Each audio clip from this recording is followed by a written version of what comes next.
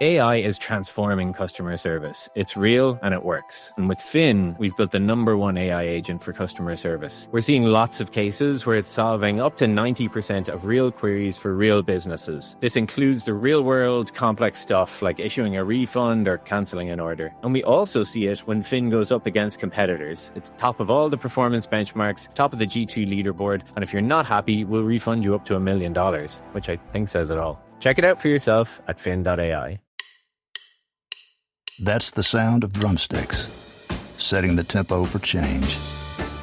In the 60s, Stax Records in Memphis defied segregation with multicultural bands like Booker T and the MGs, proving soul music could move more than feet. This is one of many sounds in Tennessee with a story to tell. To hear them in person, plan your trip at tnvacation.com. Tennessee sounds perfect. You've got social dialed in.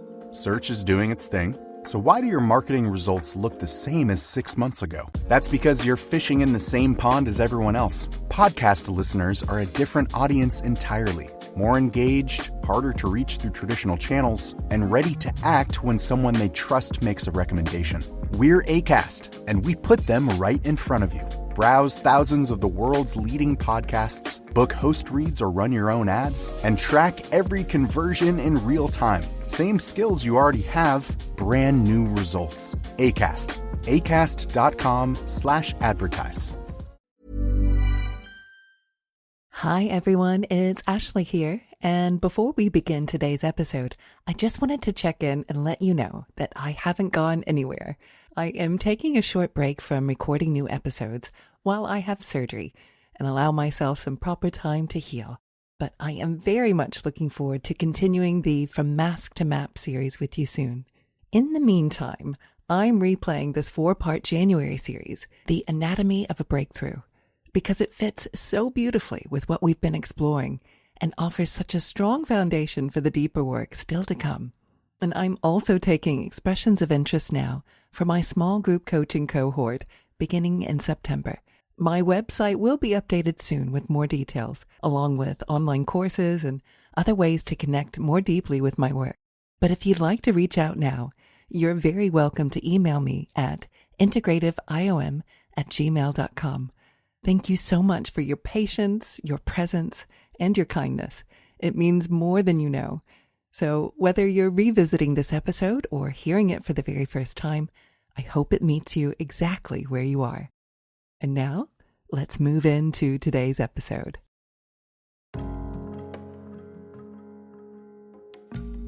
Welcome, dear friends, to Mindful Mondays. I'm your host, Ashley Bentley, and this is your space to slow down, turn inward, and honor your lived, embodied, neurodivergent world, right here on the Neurodivergent Experience podcast. And as we step into January, there's a collective feeling in the air, isn't there? A sense of newness, of possibility, of wanting things to be different.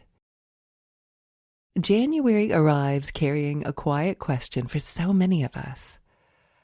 What do I want to change? And that question isn't wrong, but the way we usually approach it often is. So this month on Mindful Mondays, we're going to be doing something a little different. Rather than piling more pressure onto ourselves, we're going to gently deconstruct how change actually works, especially for a nervous system that feels deeply, processes intensely, and takes in more of the world than most. So all through January, we'll be exploring what I call the anatomy of a breakthrough. And I want to say this clearly from the start. A breakthrough is not about becoming someone else or fixing what's wrong with you or even trying harder. It's about starting from the place where transformation naturally unfolds. So what do we mean by a breakthrough? When people hear the word breakthrough, they often imagine something dramatic, like a big external shift or a sudden transformation, or a moment where everything changes at once. And it can look like that sometimes. But most real breakthroughs are quieter than that. A breakthrough might be a moment of self-trust where there used to be self-doubt. A softening of an old internal battle. A boundary that finally feels natural instead of forced. Or a mindset shift that changes how you meet your life. Sometimes the biggest breakthroughs happen entirely on the inside, and then everything else rearranges itself afterward. And this understanding has been shaped by many teachers over the years, including the work of Tony Robbins, who speaks about breakthroughs not as personality traits, but as processes. And that distinction really matters, because if breakthroughs are processes, then they're learnable, repeatable, and available to you exactly as you are today. And I do want to give clear credit here, because it was Tony Robbins himself who first introduced me to this framework about 6 years ago. And I've been applying it ever since, both in my own personal development and in the work with my clients. And when it's followed correctly, it works. Every time. And what's even more interesting is that when I look back at some of the breakthroughs I experienced before I ever learned this framework, I can see the framework clearly at play, even though I didn't have the language for it then. So this framework that I'm going to teach you all throughout this month is not just a helpful tool. It is the backbone of meaningful, lasting change. Okay, so let's first look at why so often our attempts at change don't stick. When most people approach change, they start by going straight to strategy.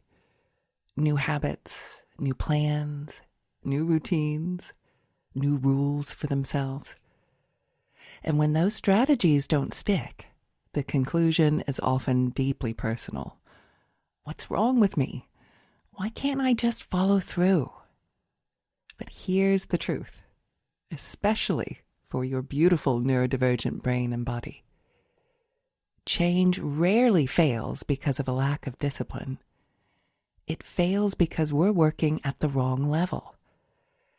And to understand why, we need to look at the 3 elements required for a breakthrough, something I like to call the anatomy of a breakthrough.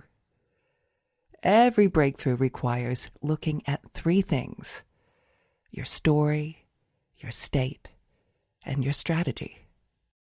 And where do most people start? That's right, straight to strategy, but strategy is actually the last place to look. And before we go any further, I want to pause on something quietly essential. Because when we know the why, the reason for wanting something different, our actions stop feeling like chores and start feeling meaningful. Now, some of you will already know exactly what kind of breakthrough you want, and that's wonderful. But there may also be some of you listening thinking, gosh, where do I even begin? And that's where meaning comes in. One of the most powerful ways to uncover your why is to gently imagine your ideal day. Not a perfect day, and not an unrealistic one, but a day that includes all your real responsibilities and also makes room for what nourishes you. How do you wake up? How does your body feel? What pace does the day move at?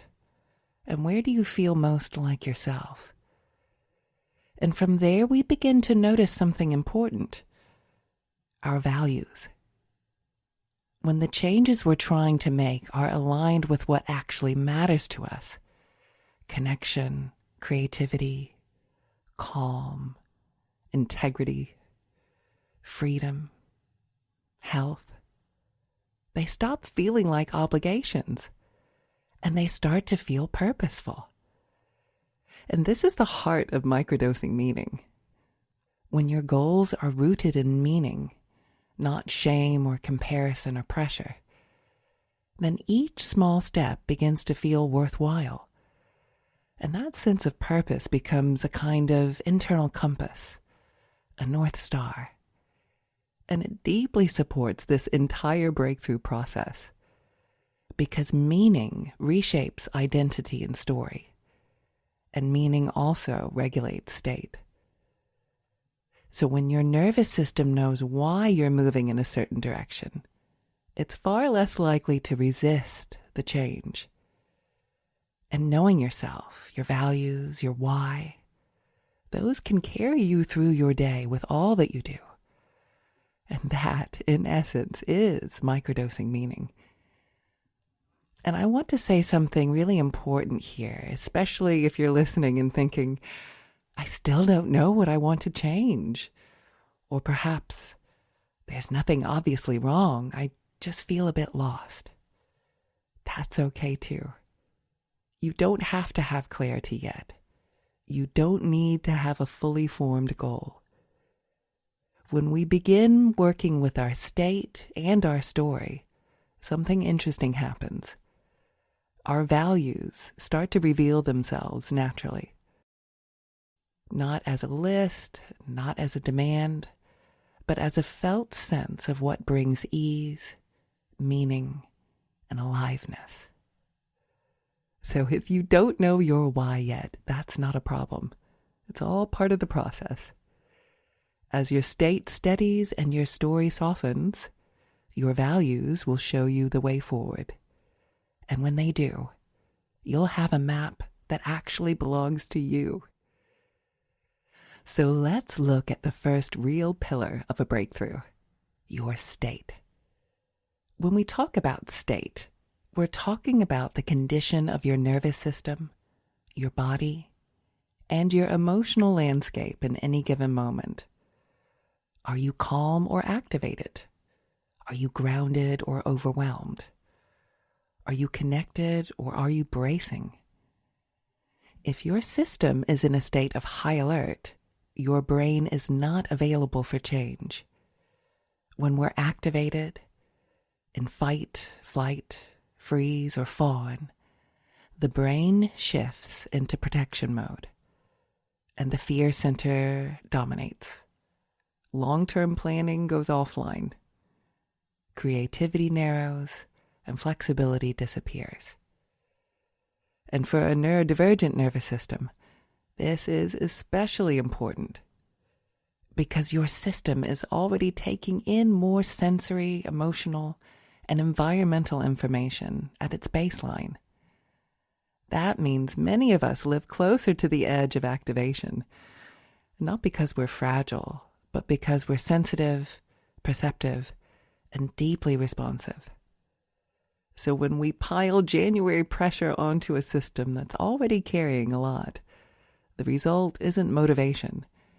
It's shutdown, avoidance, or even burnout.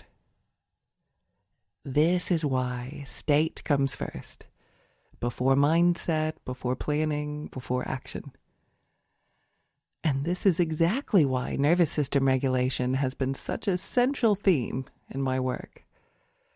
From our November neuroscience series, to my one-to-one work, my live teachings, and the courses I've created on Insight Timer. Practices like my 14-day nervous system regulation mastery course aren't about calming you down so that you can tolerate more. They're about building capacity so that your system can feel safe enough to change. And my Morning Mind Magic course is designed to help shape your state at the very beginning of your day, before the world, the news, the inbox, and the noise begins shaping it for you. State is the soil, and nothing grows in soil that feels unsafe. And so once your state begins to stabilize, we can start to notice our story. And when I say story, I don't mean fiction. I mean the narrative your brain uses to explain who you are and what's possible and how the world works and what usually happens next. These stories are not random, they are predictive. Your brain is constantly asking, based on the past, what should I expect next? And for a neurodivergent brain, wired for pattern recognition, these stories can become especially convincing. Stories like, I always burn out, or I never follow through, I'm too much, or things don't last. These narratives shape your emotional state, and your state reinforces the story. It's a loop. It's something we explored deeply in episode 12, Two Hemispheres, One Story, where we looked at how narrative and regulation live in the subtle space between logic and intuition. And the key insight here is this. You don't need to destroy your story, and you don't need to argue with it. You need to see it without becoming it. Because once your state is steadier, stories begin to loosen, and then you can start to edit them, and they become less absolute. And that is where freedom begins. So only now, after state and story, does strategy make sense. And this is where thinkers like Tim Ferriss offer a useful reframe. What would this look like if it were easy? When strategy emerges from a regulated system and a softened story, it often feels simpler and smaller and more obvious. Not dramatic or punishing, just aligned. And this is where many people are surprised. They expect a breakthrough to require more effort. But often, the real breakthrough is needing less force, less self-judgment, less urgency. When the nervous system feels safe and the story shifts, strategy reveals itself naturally. And before we move into today's guided practice, if you are currently driving or operating machinery or need to stay alert, please ensure to pause this episode now and come back to it when you can safely rest and be still. And so, I'd like to invite you to find a quiet, comfortable place, somewhere you feel supported. You might choose to sit or lie down, and just let your body settle in whatever way feels most natural to you right now. And just take a moment to adjust. Perhaps adding a cushion or a blanket, or maybe just a shift in your posture.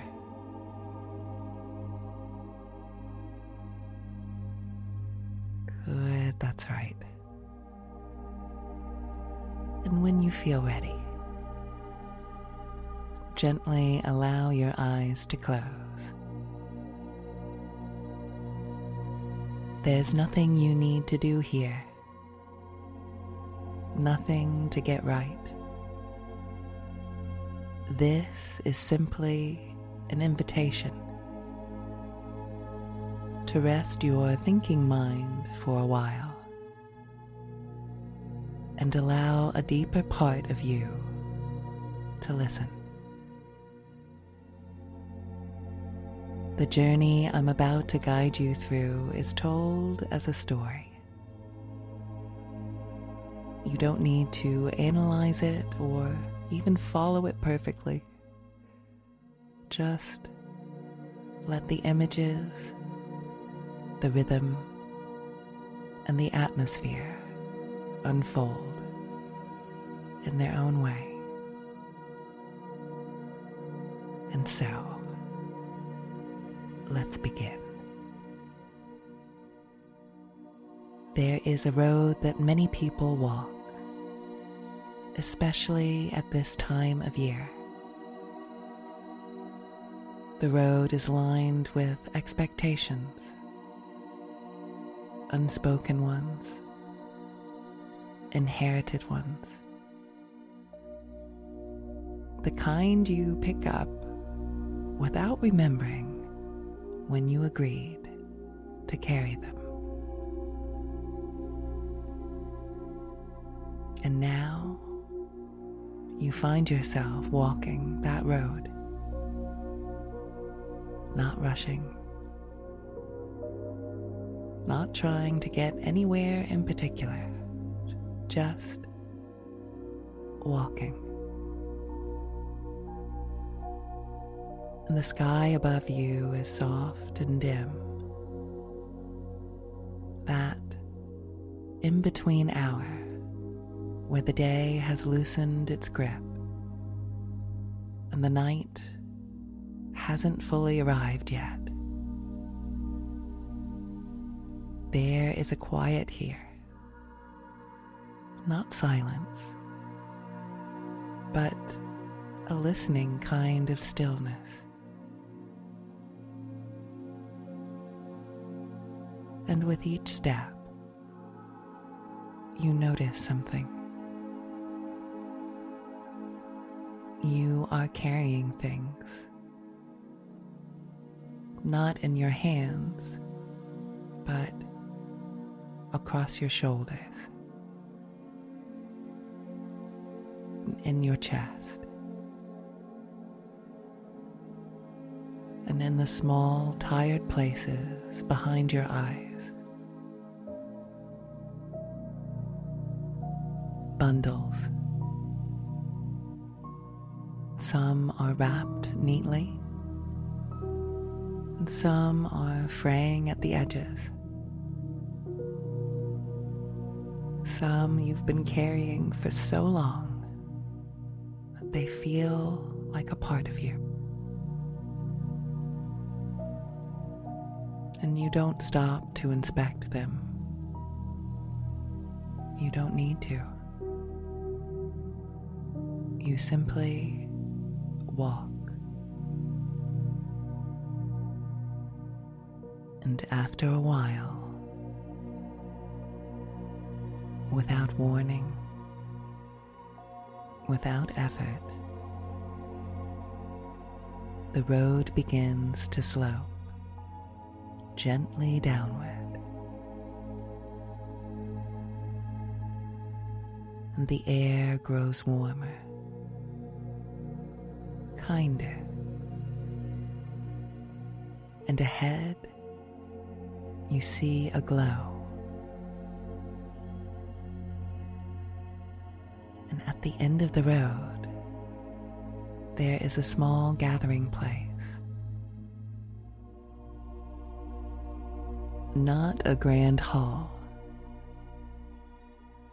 just a wide open space with a low stone hearth at its center. And a fire burns there, steady, calm, welcoming. Not roaring or demanding attention, just present.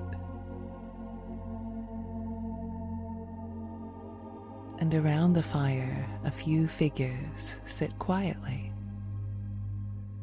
They don't speak. They don't stare. They simply make room for you.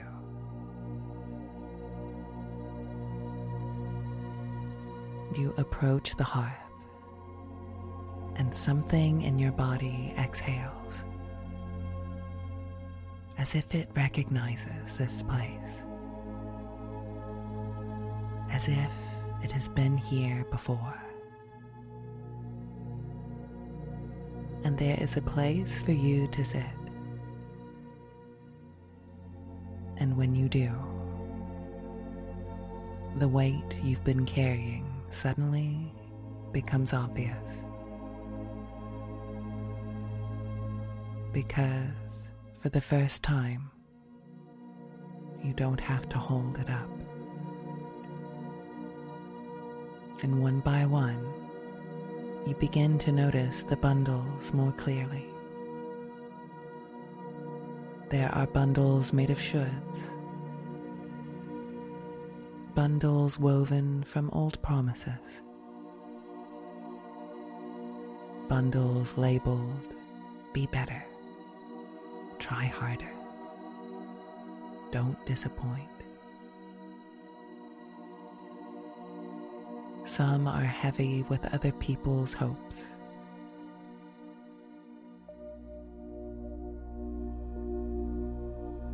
Some are full of unfinished conversations.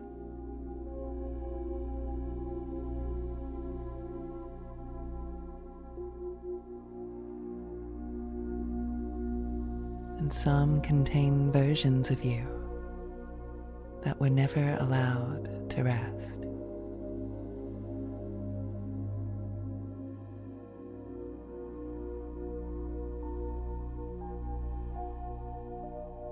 And something remarkable happens. No one asks you to put them down or tells you which ones to keep. Instead, the fire does something subtle. It makes it safe to choose. And you realize you can place a bundle by the fire to simply set it down, just for now. And when you do, you feel the difference immediately. A softening, a lightness. You don't empty yourself all at once. You move at the pace your nervous system trusts, one bundle at a time.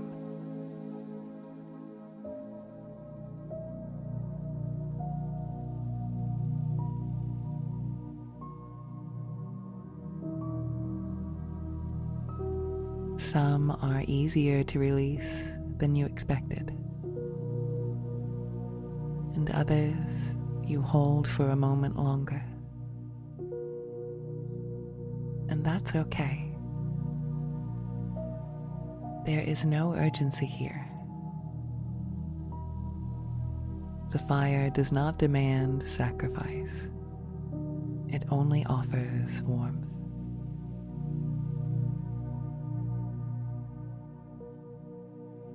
And as the space around you clears, you notice something else. A few things remain with you. Not because you should keep them, but because they feel true. They feel alive. They are not heavy. They don't dig into your shoulders. They rest easily in your hands. One might feel like connection, and another like creativity, or freedom, peace, honesty, or care. You don't need to name them perfectly. You simply recognize them by how your body responds. There is ease here, resonance, a quiet yes.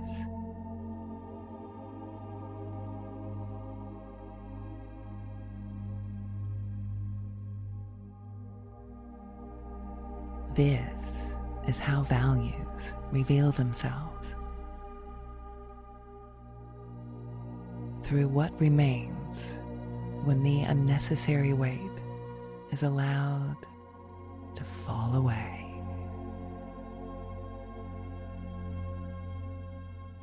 And so you sit with these remaining bundles for a while, letting their presence settle, letting them simply orient you, like a compass that doesn't shout directions. It only points gently toward what matters. The fire crackles softly, and the figures around you begin to nod, not in approval, but in recognition, as if to say, yes, this belongs to you.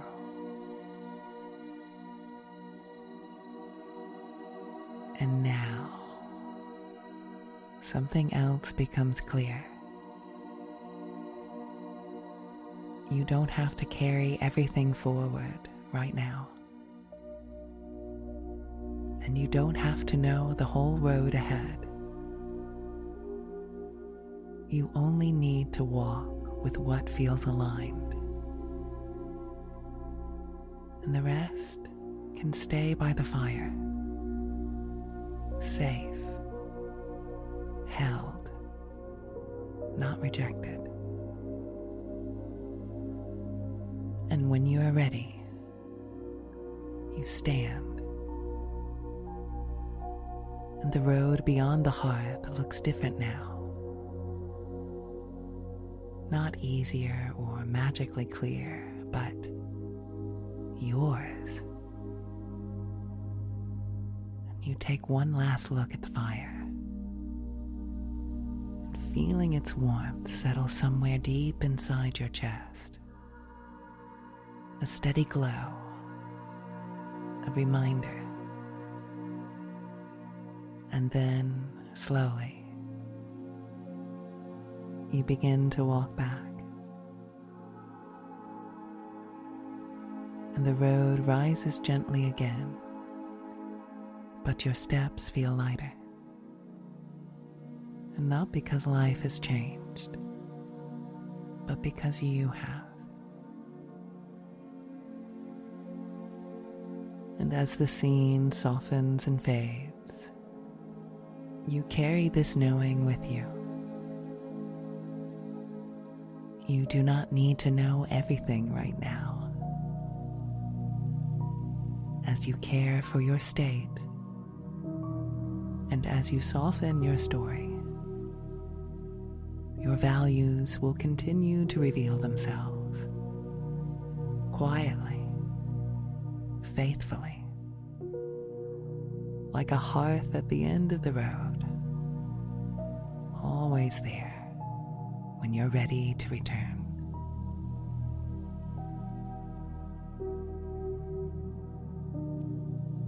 Before we close today's practice, I want to offer a brief moment of orientation, a reset. Just take a moment to notice the weight of your body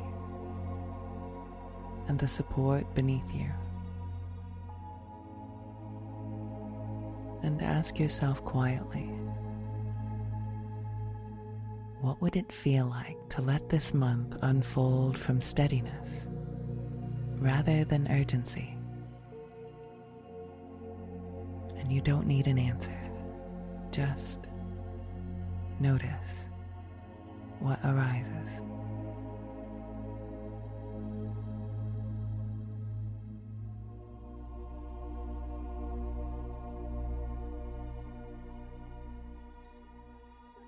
And whenever you're ready, and not a moment before, you can feel free to gently open your eyes. And know that today's episode is a doorway. Over the next few weeks, we'll explore each element of a breakthrough more deeply.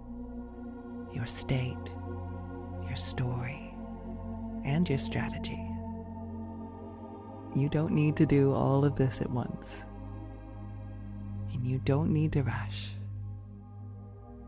Let these ideas land slowly. And listen again if it helps.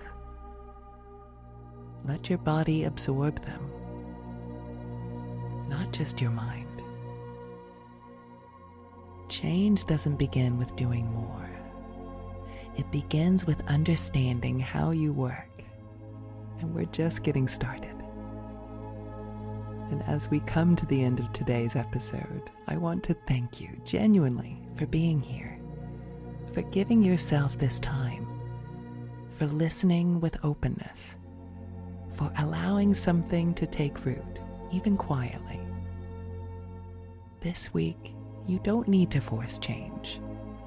You don't need to solve your life. Simply notice your state.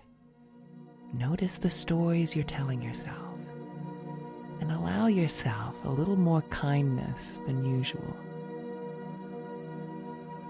And if you'd like to continue exploring these themes more deeply, you're welcome over on my Insight Timer channel. Just search for Ashley Bentley. There you'll find all the courses you need and gentle guided practices and yoga nidras, bedtime stories, all designed to support gentle, lasting change. And next week on Mindful Mondays, we'll continue unpacking the anatomy of a breakthrough, turning our attention more fully to state and how the condition of your nervous system shapes what feels possible, what feels safe, and what change can actually take root. Until then, be gentle with yourself. You're not behind and you're not broken. You are right on time. And remember, we are all just walking each other home.